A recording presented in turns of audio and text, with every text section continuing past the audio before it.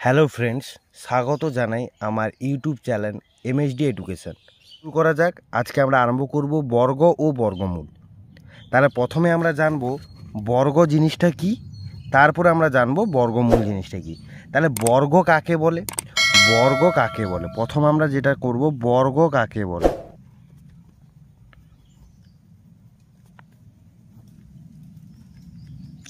বর্গ কাকে বলে?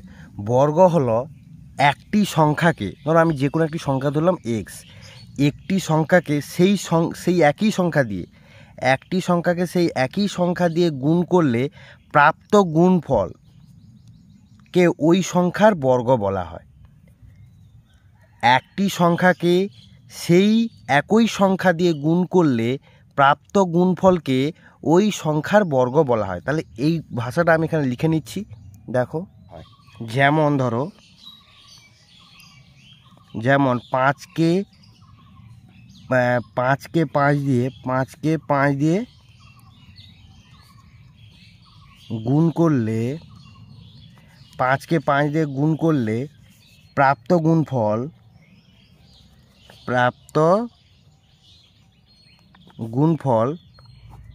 25। তাহলে এখানে বলতে পারবো, তাহলে 25কে 5-এর বর্গ বলা হয়। তো বোঝা গেল সবার। একটি সংখ্যাকে সেই একই সংখ্যা দিয়ে গুণ করলে প্রাপ্ত গুণফলকে ওই সংখ্যার বর্গ বলা হয়।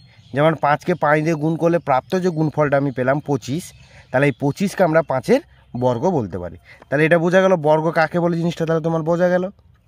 এবারে এখানে আমি বর্গমূলটা এখানে বলে দিচ্ছি। আর ধরো 5কে 25-এর বর্গমূল বলা হয়। 5কে 25-এর বর্গ, এখানে 25কে 5-এর বর্গ বলা হয়, আর 5কে 25-এর বর্গমূল বলা হয়।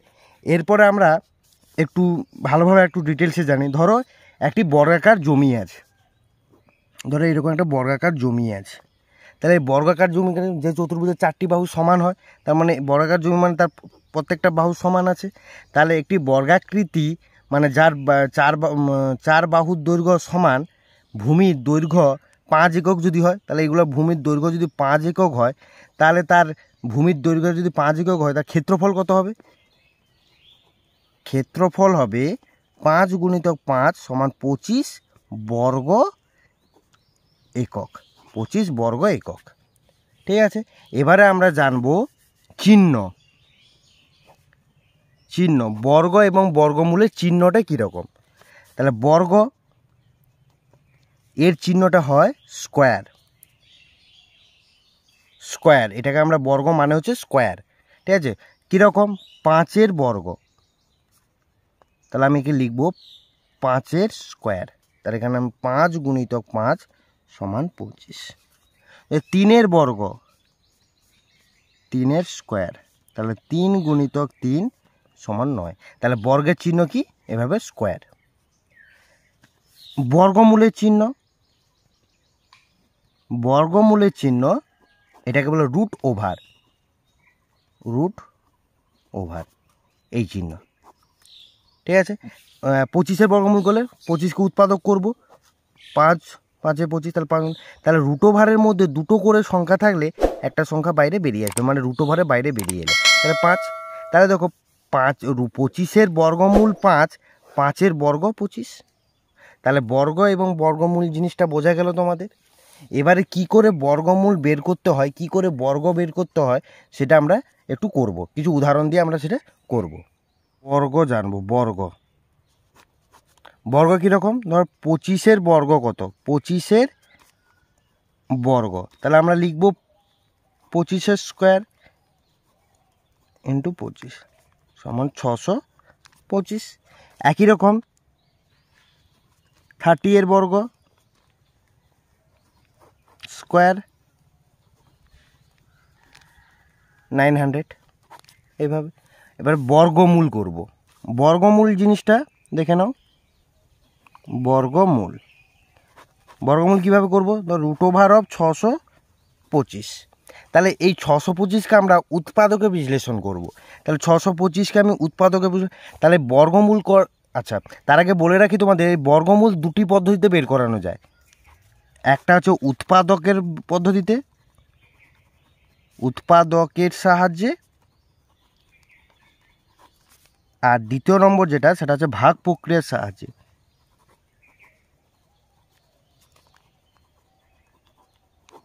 ঠিক আছে, একটি হচ্ছে উৎপাদকের সাহায্যে, একটি ভাগ প্রক্রিয়া। তাহলে এই 625টাকে আমরা আগে উৎপাদকের বিশ্লেষণটা শিখবো, তারপরে ভাগ প্রক্রিয়ার সাহায্যে শিখবো।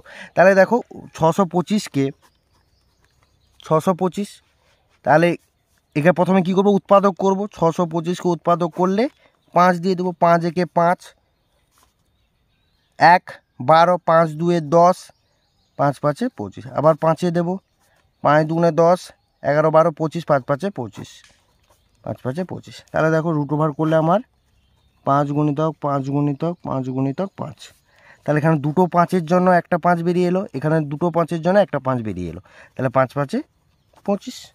তাহলে বোঝা গেল। তাহলে এইভাবে আমরা উৎপাদকের সাহায্যে বর্গমূল নির্ণয় করতে পারবো। এবারে এটাকে আমরা ভাগ প্রক্রিয়ার সাহায্যেও করা যায়। ঠিক আছে, ভাগ প্রক্রিয়ার সাহায্যে আমরা পরে করছি, তো কিছু উৎপাদকের বিশ্লেষণের সাহায্যে কিছুগুলো আমরা করে নিই, তারপরে আমরা ভাগ প্রক্রিয়ার সাহায্যে যাব।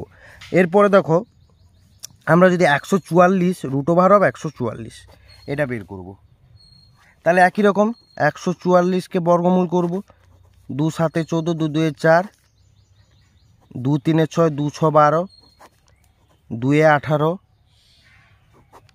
2 9, 3 3 9। তাহলে এখানে 144কে আমরা লিখবো কত, 2 গুণিতক 2, 3 গুণিতক 3। তাহলে দুটা 2-এর জন্য একটা 2, এখানে দুটা 2-এর জন্য একটা 2, দুটা 3-এর জন্য একটা 3, তাহলে 3 6 দিনে 12। মানে √ওভারের মধ্যে জোড়ায় জোড়ায় থাকলে একটা একটা করে বেরিয়ে আসবে। তাহলে 12-এর বর্গ হচ্ছে 144 এবং 144-এর বর্গমূল হচ্ছে 12। ঠিক আছে, এরপর আরেকটি দেখো 256, এটা বর্গমূল কত হবে, তাহলে 256কে আমি বর্গমূল করব। 2 একে 2, 2 2 4, 2 8 16, 2 6 12, 2 4 8, 2 3 6, 2 2 4, 2 16, 2 8, 2 4, 2 2 4 হলো। তাহলে কটা 2 হচ্ছে এখানে দেখো, 1 2 3 4 5 6 7 8। তাহলে 2 গুণিতক 2 গুণিতক 2 গুণিতক 2, 2 4 6 8। তাহলে 8টা আছে জোড়ায় জোড়ায়, মানে একটা একটা করে বেরিয়ে আসবে, বেরিয়ে এলো। তাহলে 2 2 4 2 8 2 16 হয়ে গেল। তাহলে এইভাবে আমরা উৎপাদকের সাহায্যে বর্গমূল করতে পারবো, যত বড় হোক না কেন আমরা উৎপাদকের সাহায্যে বের করে দিতে পারবো। এরপরে আমরা আসবো ভাগ প্রক্রিয়ার সাহায্যে কিভাবে আমরা বর্গমূল করব। ভাগ প্রক্রিয়ার সাহায্যে বর্গমূল। ভাগ প্রক্রিয়ার সাহায্যে বর্গমূল করার আগে তোমাদের একটা জিনিস জানতে হবে, এই ভাগ প্রক্রিয়ায় সবসময় পূর্ণবর্গ সংখ্যা নিতে হবে।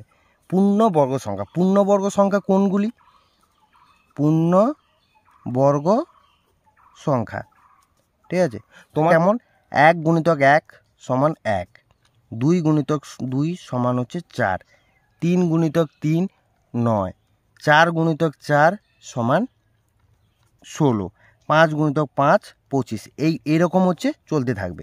এটা হচ্ছে পূর্ণবর্গ সংখ্যা। কখন আমি ধরো একটা অঙ্ক ধরো 225 এটা আছে, তো এটাকে আমাকে ভাগ প্রক্রিয়ার সাহায্যে বর্গমূল করতে হবে, ভাগ প্রক্রিয়ার সাহায্যে। তো কিভাবে করব দেখো, 225 ভাগ চিহ্ন দেবো। এবারে কি করব, এই আমার ডান দিক থেকে বাম দিকের দিকে, ডান হাত থেকে বাম হাতের দিকে আমি জোড়ায় জোড়ায় দাগ দেবো, দুটোর পর দুটো দুটো করে। দেখো এখানে দুটো আছে, দুটো দিলে এখানে একটা আছে, এখন একটাই দাগ দিলাম। যদি জোড়া থাকতো জোড়ায় দাগ দিতাম, তাহলে এখন দুটোর পর একটার পর দাগ দিয়ে দিলাম, দুটো দুটো করে। যদি 4টা সংখ্যা থাকতো, ধরো 1 2 3 5 এইভাবে আছে, তাহলে দুটো দুটো জোড়ায় জোড়ায় করে দাগ দিতাম। তো এখানে যখন 3টে আছে, আমি প্রথমে দুটো তারপর একটাই দাগ দিলাম। এবার দেখো এখানে 2 আছে, ভালো করে বুঝবে, এখানে খুব সুন্দর, এখানে ভালো করে না বুঝলে অঙ্কগুলো করতে পারবেন। এখানে 2 আছে, তাহলে এখানে দেখো 1 2 আছে বলে আমি 1 2 2 এখানে লিখতে পারবো না, আমাকে সবসময় পূর্ণবর্গ সংখ্যা নিতে হবে। তাহলে 1 একে 1 2 2 4 3 দিলে, তাহলে আমি এখানে 2 2 4 নিতে পারবো না, 4 নিলে এখানে বেশি হয়ে যাচ্ছে। তাহলে আমি কত নেব? 1 একে 1, তাহলে 1 একে 1, 1 একে 1, তাহলে 2 থেকে একবার দিলে 1, আর এখানে 2 5 যেটা আছে নামিয়ে দিলাম। 1-এর ডবল এখানে যেটা থাকবে তার ডবল এখানে বসাবো, 1-এর ডবল যেটা হবে 1, 1-এর ডবল কত? 2, 2 বসালো। এবারে 2-এর সাথে এমন একটা সংখ্যা বসাতে হবে পূর্ণবর্গ সংখ্যা যাতে 125 হয়। তাহলে আমি 2-এর সাথে এখানে 5 আছে, তাহলে অবশ্যই এখানে 5 বসাবো আর নিচেও 5 বসাবো। সব সময় পূর্ণবর্গ সংখ্যা হবে, এটা মাথায় খেয়াল রাখবে যে সবসময় পূর্ণবর্গ। তাহলে 5-এর সাথে 5 25, 2 5 10 2 12, তাহলে দেখো পড়ে গেছে। তাহলে এখানে আমি 5 লিখবো, এখানে 5 দেবো, 125 হয়ে গেল। একই রকম ধরো একটা 4 সংখ্যা নিলাম, ধরো 1024 আছে, তাহলে এটাকে কিভাবে করব?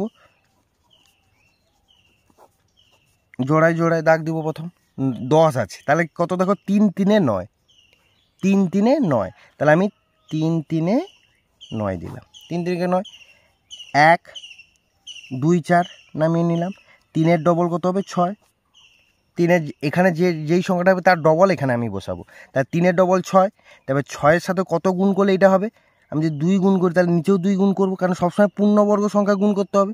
2-এর সাথে 2 গুণ করলে 4, 6 2 12, তাহলে 2 2 124 কেটে গেল।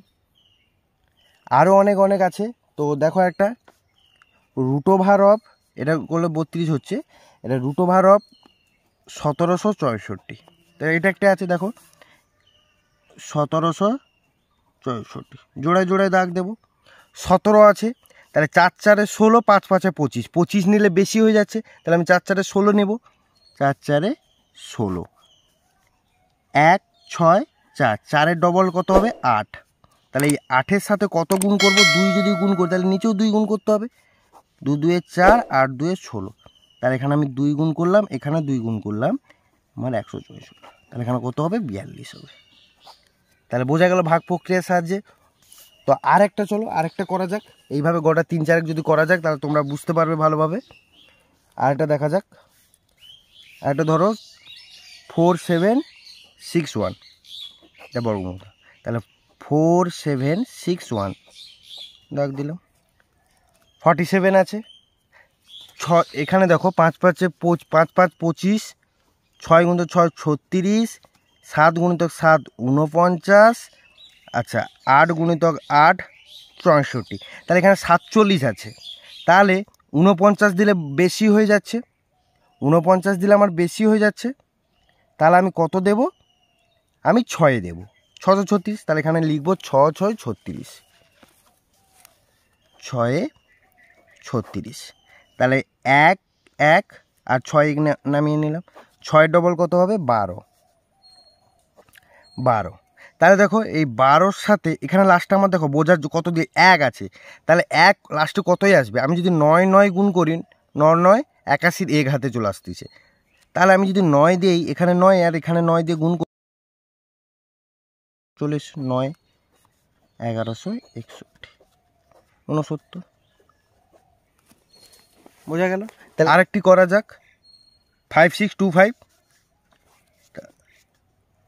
5625 জোড়ায় জোড়ায় 56 আছে, 8 8 64, 7 7 49, তাহলে 64 হলে বেশি হয়ে যাচ্ছে, তাহলে 7 7 49 নেব, 7 49, তাহলে 7 7 49 হলে এখানে হচ্ছে তোমার 7 হচ্ছে, আর এখানে 2 5 নামিয়ে নেব।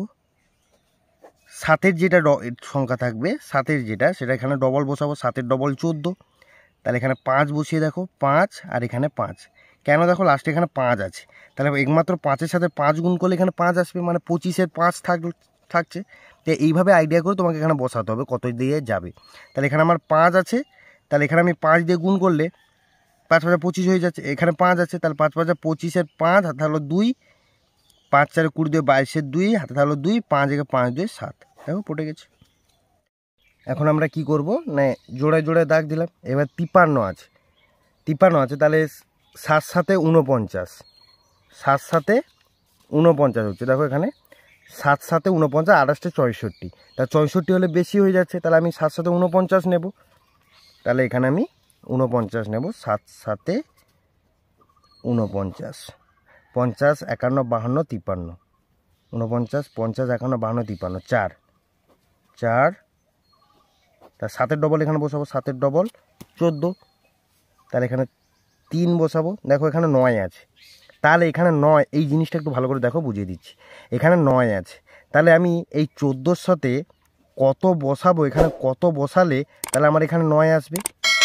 তাহলে দেখো এখানে দুটো সংখ্যা বসালে হবে, একটা 3 আর 3 বসালে 9 হবে।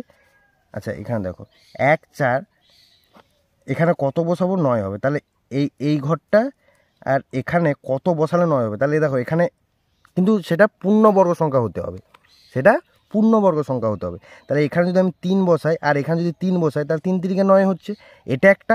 আর একটা কী হতে পারে, দেখো 7 বসালে, 7 আর এখানে 7, 7 7 49, 49-এর 9 হতে পারে, কিন্তু এখানে আমার 3 দিয়ে করাতে ওটা হয়ে যাচ্ছে। তাহলে 3 দিয়ে গুণ করবো, 429, বোঝা গেছে। এইভাবে তোমাদের বুঝে এই অঙ্কগুলো করতে হবে। তাহলে এটা গেল বর্গমূল দুটো পদ্ধতিতে, একটা হচ্ছে উৎপাদকের বিশ্লেষণ পদ্ধতিতে, আর একটা হচ্ছে ভাগ প্রক্রিয়ার সাহায্যে, উৎপাদকের সাহায্যে আর ভাগ প্রক্রিয়ার সাহায্যে। এবার করে তোমরা বুঝতে পেরেছো। যদি বুঝে থাকো তাহলে ভিডিওটিকে লাইক, কমেন্ট এবং বন্ধুদের সঙ্গে শেয়ার করবে এবং বেল আইকনটি প্রেস করে দেবে, যাতে আমি যখন নতুন নতুন কিছু ভিডিও আপলোড করব তার নোটিফিকেশন সর্বপ্রথম তোমরা পেয়ে যাও। ধন্যবাদ।